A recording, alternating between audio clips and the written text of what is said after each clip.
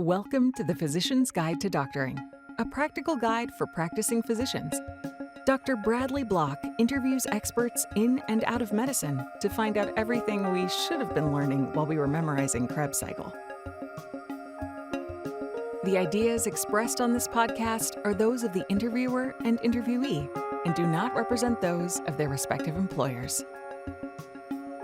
And now, here's Dr. Bradley Block. Elizabeth Landry, thanks so much for being on the podcast. Yeah, thanks so much for having me, Brad. It's great to be here. So tell us, what is the MedCommons origin story? How did you start the blog? The MedCommons has really become a culmination of a few life experiences that I've had. I was working, originally when I met my husband, I was working at a Fortune 50 company here in St. Louis, and who at the time was in his emergency residency, in his emergency medicine residency. And it was pretty clear from the beginning that if and when we got married, that I would need to stay at home with the kids since he would be doing shift work, and they'd need someone with stable hours and some consistency at home. So I understood what I was getting into. I had already had about 8 nieces and nephews at the time, and family was everything to me. So once we began having kids, I stayed at home. So that was kind of the beginning of my story. Fast forward about 17 years and 4 kids later, my oldest daughter was thinking about college, and my youngest one was becoming a little bit more independent. And so I knew it was about time that I started thinking about working again. And as much as I loved my previous job, I knew that I didn't want to go back to 9 to 5. I still wanted to be there for my kids and their activities. So I couldn't go back and work in an office. So I'm a natural problem solver. So I began trying to find ways to figure out what I wanted to do next, because I knew that if I didn't make a plan, then it wouldn't happen. And then I'd be stuck and all the kids would be gone, and I would still be where I was. And I didn't want that for myself. Um, so what I didn't realize during that 17 years as I started to kind of figure out what I wanted to do is that I kind of started playing the support role and less of the main character in my own story. And which I didn't realize until later, after I've been working with physician spouses and things, that apparently that's a thing that happens with physician spouses just because of their husband's or spouse's job. And I'll say spouses, but I mean spouses, partners, people in Oh, I long-term misunderstood. relationships. I thought you meant with reference to your kids, because that's a revelation that I had once I started having kids, is like, man, I'm not the protagonist in the story anymore. I'm like the protagonist's dad. Like Right. I'm not Superman. I'm Pa Kent. Like yeah. So Exactly. I misunderstood what you're saying. So, but No. probably the So same that's a thing with great the kids, perspective, though. and then with the with significant spouse. So can you flesh that out a little bit? Like, what do you mean by not the main character? Yeah. So, I mean, your perspective is a great perspective, because add on your Superman type character and then add someone else to the story that's also supporting you in your role as a physician, plus the kids and their roles and whatever they need to do. And that's sort of how you like fall into the support role, is that, you know, my life in medicine, my husband's hours were so demanding. He was doing shift work. I don't want to say that it's like being a single mom, but really I couldn't rely on him for any help with transporting kids. You know, if I signed somebody up for something, then I was bearing all of the responsibility, because it I couldn't rely on him, because if he had shift work to do, or if it's not something, he didn't have any regular hours that I could rely on him. So so that's interesting, your take and how you perceive that, is that it's a lot of support role for the physician, is to enable physicians to do what they can and how and well, and then also the support role for the kids. So that's a pretty interesting take. So then how does that tie into MedCommons, right? So that's I think what you're leading So into is that, like, is that support role, are you going to dovetail that into, like, then I was going to also be supportive of other physician spouses, and or yeah, were you saying, like, in realizing that I you know decided I had all this knowledge and was going to pour that into the med commons? yeah. So I Kind think of a both. lot of both.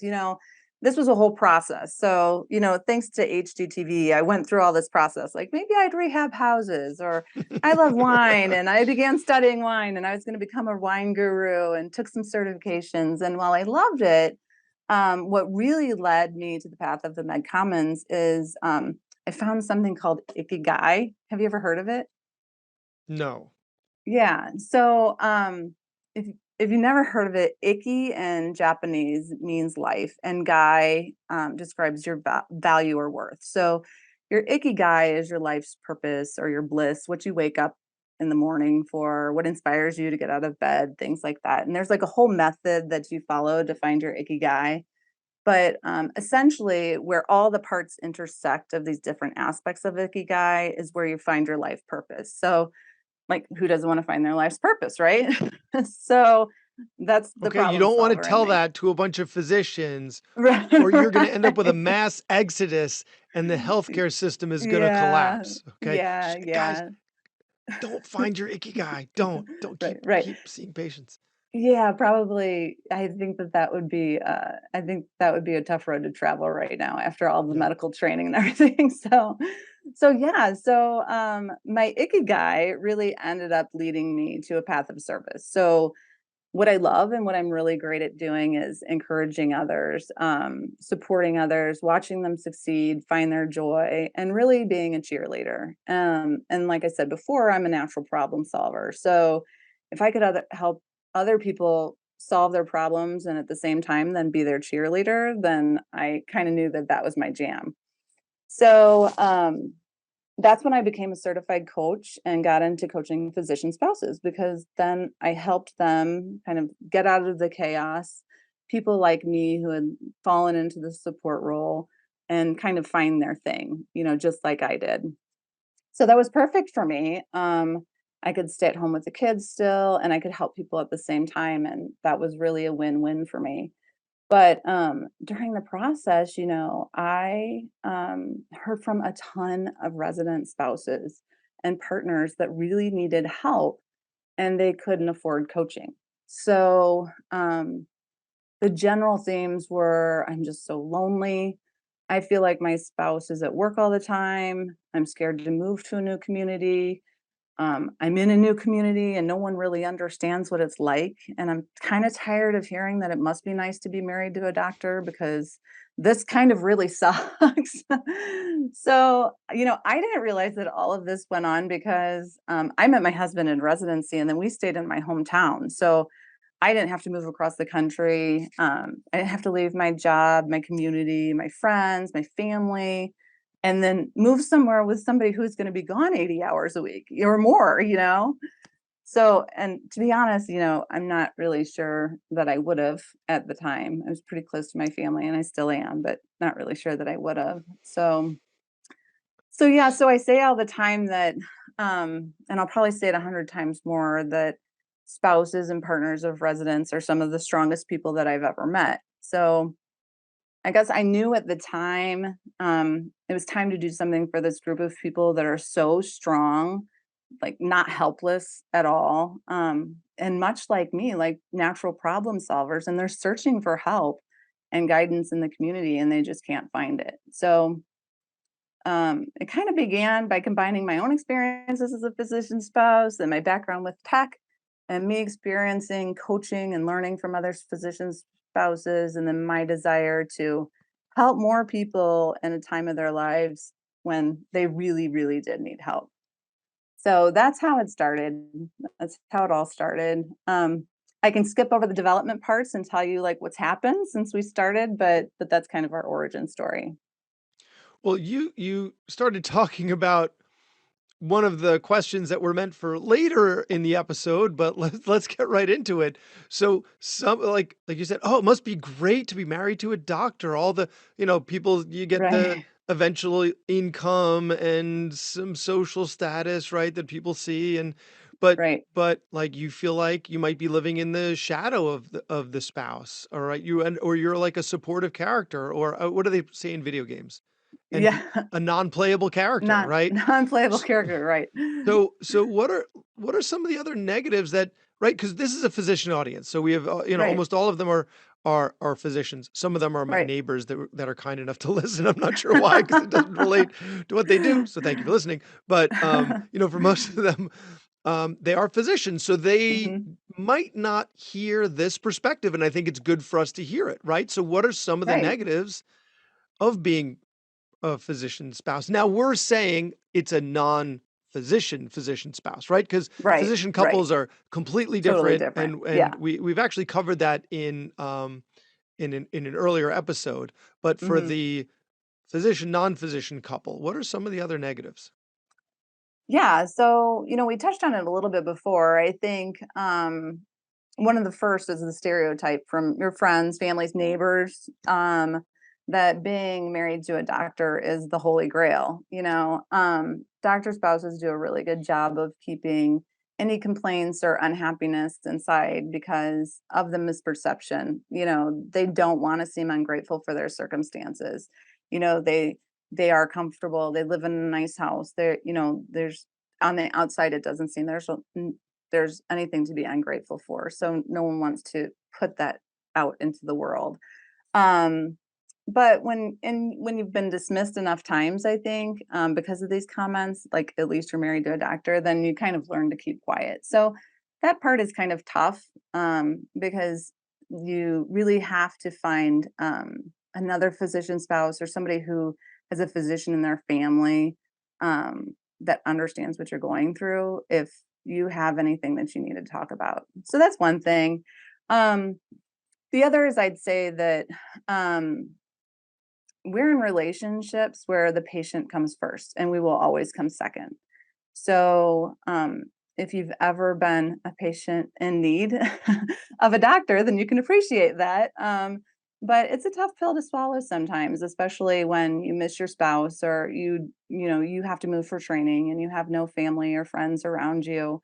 They're gone for 80 plus hours a week and you just really need them to be there. So that's tough sometimes. And then I'd say finally,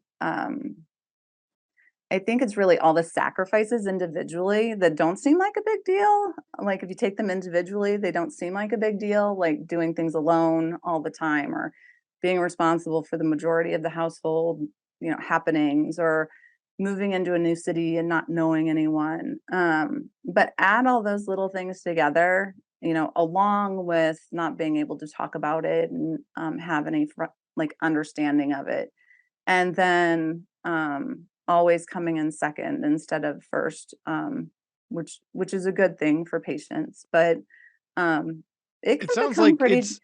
it's the incongruity also of the sacrifice. It's like it's Yeah, like the physician is doing all these things for their career, for their patients, um, and then the spouse has to make all these sacrifices for the physician's spouse, but does the physician's spouse is maybe making sacrifice for the career and the patients, but not for the spouse. Like, what right, have you done? What sacrifices have you made for me? You've made all right, these things, you worked hard, you work late at night, you miss out on sleep, you miss out on kids' activities, you miss out on date night for your career and for your patients. But what did you miss out on so that I could do? right. And I mean, I'm not gonna lie, we signed up for it, right? I mean, I knew what I was getting into when we no, so I say I It knew what I doesn't was make it getting suck into, but less. I don't say that I knew exactly what I was getting into, but yeah, it doesn't make it suck any less. Yeah. So yeah, it is an incongruity. And it's not that, like I said, we're a pretty brave and strong bunch. So it's not like the woe is me with any of us. We love supporting our spouses and it's part of, I think maybe physicians naturally gravitate to someone who can support them like this, and but it does after a while. I think all of those things add together become pretty tiring, and resentment can kind of set in pretty quickly. Yeah, I've heard that R word, that can be the relationship killer, Yeah, the resentment. It yeah, sneaks it in really there can. and it poisons everything. It really Um, does. so then what would you say to the physicians who work hard all day, right? All shift, overnight shift, daytime shift, whatever, long shift, intense shift, something, and they Hmm. get home and there's still work to be done at home, right? Hmm. Hmm. And they crash. And Yeah, they crash. Not yeah, and but not when it's like a one-off phenomenon, right? Like some right, days are just super hard and like I get it. But let's say it's like a right. regular Regular phenomenon. thing. And it might Yeah. be someone who has like a pretty intense like emergency medicine, Hmm. pretty intense every shift. I mean, you might have a quiet overnight every so often, but by and Right. large it's intense every time. Or you're doing an outpatient where just like you just tons of patients over and over, or a Hmm. big surgery day with a complicated Hmm. surgery, and maybe Hmm. the outcomes are tenuous because you're dealing with a patient population that is pretty sick to begin with. Right. So they and either emotionally draining, whatever, but it's on the Hmm. regular, Hmm. and then they crash Yeah. and they're of no help to the spouse. So what would you Yeah. say to that position? Yeah. So, I mean, first, I want to say we get it. What doctors do all day or all night, depending on shift work, or, I mean, it's mentally exhausting. I think this is where communication and compromise comes in, though. They need to let us know how they feel, but we need to also really be okay with letting them know how we feel about it. Then you can come to an agreement. Like, for example, I like to plan. I'm a big planner. Planning's my jam. So, I know that my husband, when he comes home from a long day, he doesn't have the capacity to hear about my plans right away. Like, that's just too much for him. That's overwhelming. He needs to crash. He needs to relax. I need to get it off my chest. So I say something to him like, can we talk in the morning, or can we table this? Or I have some plans. Can we do this? But once there's an understanding, I think that if there's not an understanding about how you're going to handle it, maybe you relax for 20 minutes, or you relax for an hour and I'll make dinner, but you do the dishes. Or, maybe we take turns helping the kids get a bath, or maybe we do this where the spouse has been home all day, or the spouse has also been at work. So the spouse is tired too. Um, but if you don't have communication and compromise, then resentment builds, because if they crash too hard, they crash too often, then their spouse will feel like they're being taken advantage of. And that's just not fair. And I'm going to throw in maybe something needs to change professionally so that it's Absolutely. not happening all the time, right? Absolutely. Because it You doesn't know, it doesn't work. It's not happening in a vacuum. yeah, that's a great point. I've talked to physician spouses who, their spouse wasn't getting home from work because they were charting so late. So the deal was they would chart at home after 8 at night, from 8 to 9, or however long it took them to chart. They would chart that long, later, after they've been with the family. There's been family time, the kids are in bed, and then they do that. So there's compromises to be made at that there too. But yeah, I mean, I agree. If there's something happening at work, and it's affecting your personal home life like that, then, that's not good for anyone. And if you are staying late at work charting, you got to check out two of my past episodes where we've talked about charting, how to do it more efficiently. So go check it out. Yeah. Both of the people on those episodes are charting coaches. So if you need extra help, Cool. check. Okay, sorry, enough plugging my own Yeah, podcast. and I will say, I'll plug your podcast too then. I'll say, the spouses, listen to those, and and send them off to your spouse and let them hear it. So, Yes, yes. And actually, yeah. to all of your followers, make Yeah. sure your spouse listens to my podcast. Okay. Yes. Uh, okay. So you recently had a post, and that's Mhm. what got us to work together on this Yeah. episode. Mhm. That was the 6 traits doctors need to be a great spouse. Because most Mhm. of your posts are for the spouse, right? Yeah. They're Yeah. more oriented for the spouse. They're not oriented Mhm. to the physician. But this one, Mhm. um, spoke to me because I was the audience. So Yeah. so what are those 6 traits doctors need to be a great spouse? Yeah. Yeah. So you're right. We do talk a lot about how, because we're a whole community of physician spouses and partners, we talk a lot about what we can do, but it's not all on us, right? Because I think another way to fall in the support role that is if we think that it's our own responsibility to make things run smoothly and we're the only ones that can do it and are responsible for it, then resentment builds and we fall in the support role and that's not good for anybody. So um, well, what I like to start off by talking about when we talk about the traits doctors need to be a great spouse is really two traits together, which is appreciation and gratitude, because it really sets the foundation for a healthy relationship. And who doesn't like to feel appreciated and supported and grateful for? So, what that really means, though, is that, there aren't large sacrifices that are completely obvious, like the sacrifices that physicians make in order to become physicians. We've talked about the little sacrifices that we make. Um, but just showing and talking to your physician spouse about these small sacrifices and how much you appreciate them. And, I know that the fact that I stayed at home with the kids has enabled my husband to do other things at home, like hobbies. He's a woodworker. So, like hobbies in order to unwind and keep his mind off of what was going on at work. So I bear the brunt of the responsibility for the kids because I know it's good for his wellness and it might help prevent any worsening feelings about burnout for him. So I think him showing me appreciation for doing that and acknowledging that I do that, even just by resetting by when he walks in the door, just so he's in a good mood because he knows I've had a bad day.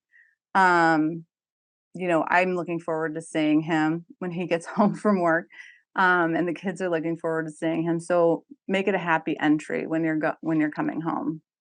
um Go ahead. Whittle something for me. If you're gonna be in the Right, woodworking, whittle right. something for me. Little something, right, exactly. That is his love language. He's got quite a few. I have quite a few pieces of furniture in my house Oh, because he wow. does. Yeah, he does love doing that.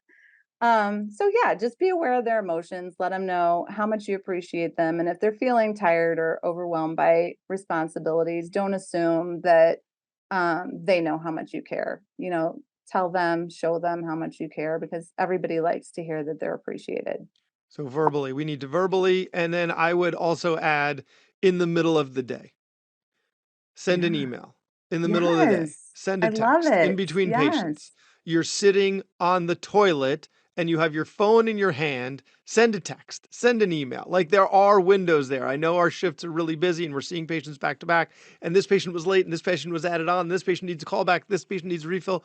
But there are these quiet moments every so often during the day and take those, you know, intermittently to send Yes.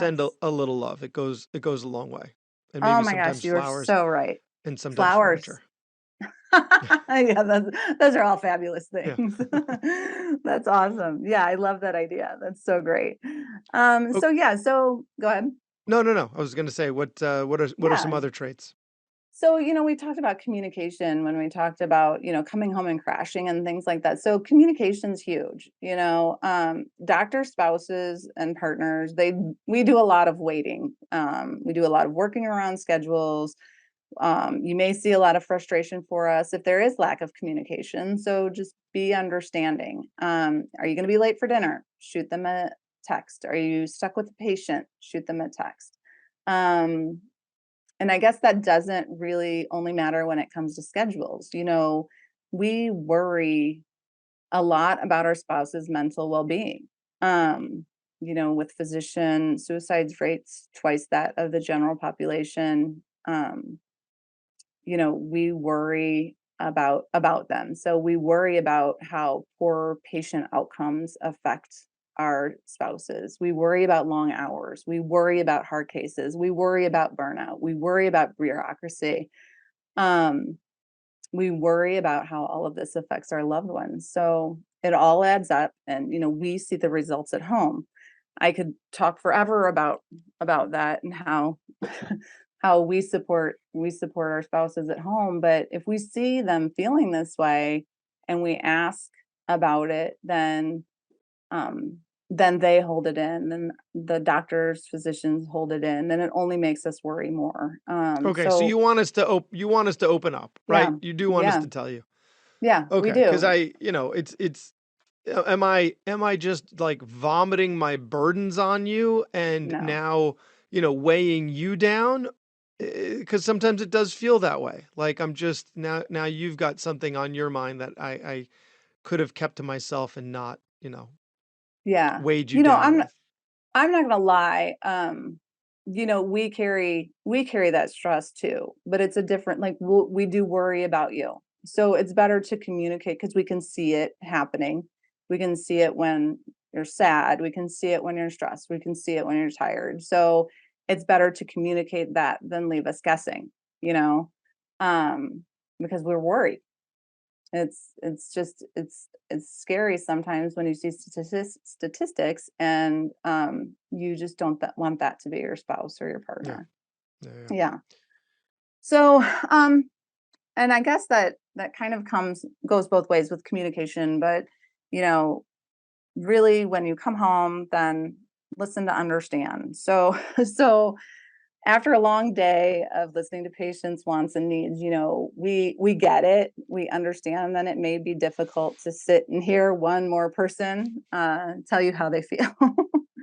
But But believe listen, me, as when I it mean, from a physician perspective, as long as you're able to communicate it concisely, because mm. a lot of the Oh, that's a great frustration perspective. a lot of the frustration that comes with communicating with patients is that like they're often very circuitous about their experience Hmm. and nebulous about their symptoms. I mean, some of them come in and it's like straight as an arrow and it's like, awesome. I know exactly what you have. I can help you. And some of them it's like, I I don't know where this is like. So the hard part is like pulling the information out of them to try and get it in some type of, and so if you can come at us with like something a little like straightforward, and concrete, and how can I help you? And let's do this.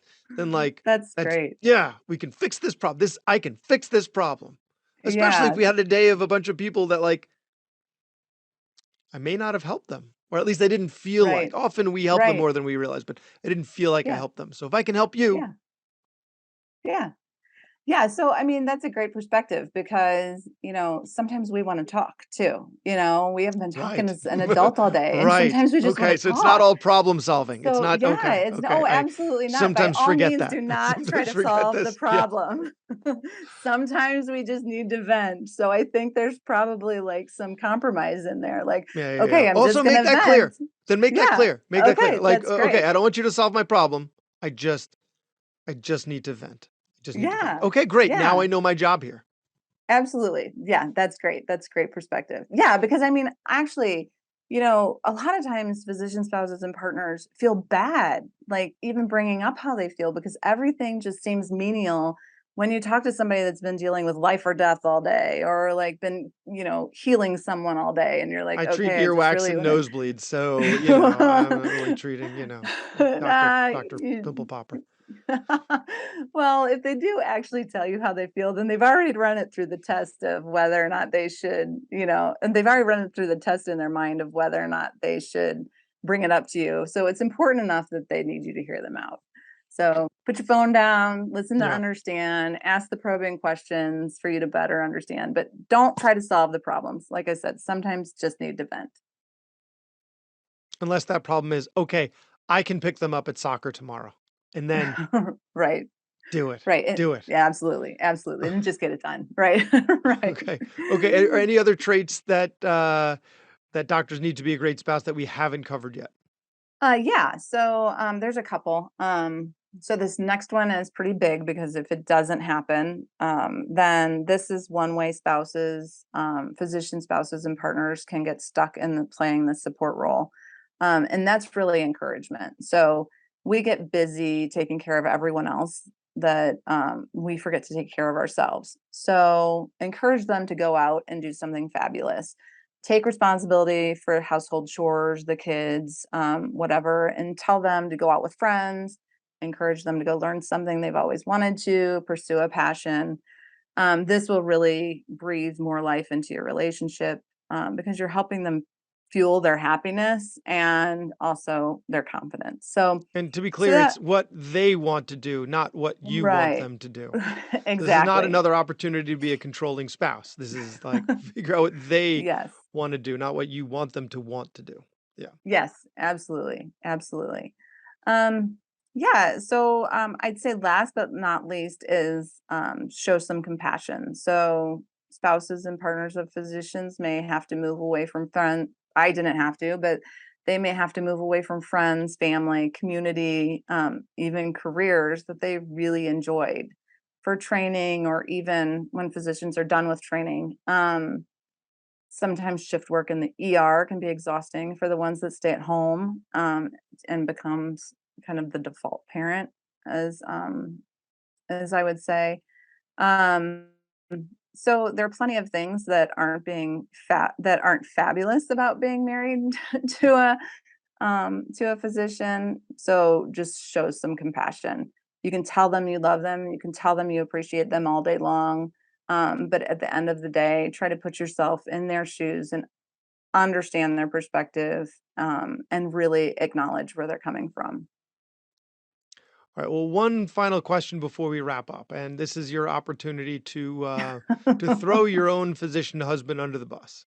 So, as the spouse of a physician, and my wife always gets on me about this. This was actually her question. This was not my question. So when your spouse gets sick, what's he like? uh, What's he like? Do doctors really make bad patients? dare I ask what your wife says first, or do Yeah. I tell you Yeah. what I? Yeah, because I don't like everybody's well, first, I always think everybody's fine. I never think Mhm, anybody's like actually sick, mhm, and especially myself. Like everything's always nothing except with COVID. It was more like, "Oh, I'm exhausted. Oh, must be COVID. Oh, I got a runny nose. Oh, it must be COVID. Oh, my right. back hurts. It must be like everything became COVID during COVID. But otherwise, like, I had a bump on my back for a long time, and she was like, Get that checked out." I'm like, "Oh no, I'm sure it's nothing." Those types. Everything, I'm sure it's nothing. Um, Yeah. so that's her perspective, or Okay. All or right. So reality, yeah. actually. Yeah. I guess perception's reality, right? So yeah, I get so not to throw him under the bus, but when he does get a cold, I will say everyone in the house feels it. But you know, that's just a simple cold. So, but that being said, he's much like you. Like he recently had a foot issue and it went months and months without him dealing with it. And he finally went to the specialist and his Achilles was torn. Oh my god. Months, right. So he did follow the doctor's orders on that one. So I guess I truly say that it depends on the situation, but Yeah. for some reason those colds hit hard in this house. So yeah. I had a similar incident where, I was at a we were at a neighbor's party, outdoors, Mhm, a mhm, neighbor's party, and talking to one of my neighbors. Turns out he's got plantar fasciitis. I was like, "Why are you not running in the race?" Because we have an annual Thanksgiving Day race in the mhm. neighborhood. It's like, "Oh, I got plantar fasciitis. That's why I couldn't run in this other race." Like, and I was like, I looked it up. I was like, "Oh, that's why my feet hurt in the morning. That's why I can't run. That's why, like, when I'm on my bike, like, for a while, I can't walk for a few days. I've got plantar fasciitis." I hadn't been to the doctor. It took talking to a friend at a party to realize that I had this, like, That's something. a foot disorder that really should be looked S- after. So, So did you go to the doctor or did you try to do it yourself? no, I did it myself. I texted one of Yeah. my friends who's an orthopedic Yeah. surgeon. I'm like, "What do I do for Yeah. plantar Yeah. fasciitis?" Yeah, yeah. Yeah, makes I mean, sense. the thing is we have access to all Right. these specialists. Like when, Right. one of my kids gets poked in the eye, I I text a pediatric ophthalmologist at like an academic center, like it's Right. we have the privilege of having easy access to a lot of different specialists. So it allows us to, yes, treat Wait, bad so patients. you call someone when your kid gets poked in the eye? I'm kidding. Well, no, My not poked in husband the is eye. It was more right. like, No, I meant like it usually takes like bleeding from the eyes or yes, like it usually is like something, something far, far worse. Like you no, said, my husband thinks no one's ever sick. yes. So, and That's the usually thing. my He sees the response to my sickest of the kids, sick every right, day, every day, right, every day, and right, people who are not right. so sick. So yes, Exactly. we Exactly. are. Yes, I think we'd get along very well. We should next I when think I'm so in St. too. Louis, we should hang out. Absolutely. That would be fun. We'd enjoy Okay, that. so where can people find the MedCommons, and where can people find you online if they want to follow you, connect with you? Yeah, so we're on Facebook at the MedCommons, Instagram at the MedCommons. I'm on LinkedIn, the MedCommons, but also Elizabeth Landry on LinkedIn. If somebody needs to get a hold of me or email me, they can email hello at the MedCommons or fill out a contact form at themedcommons.com and we'll get back to them. Fantastic. Elizabeth Great. Landry, thank you so much for your time. Thank you so much. It was fun. That was Dr. Bradley Block at the Physician's Guide to Doctoring. He can be found at physiciansguidetodoctoring.com or wherever you get your podcasts. If you have a question for a previous guest or have an idea for a future episode, send a comment on the webpage. Also, please be sure to leave a 5-star review on your preferred podcast platform. We'll see you next time on the Physician's Guide to Doctoring.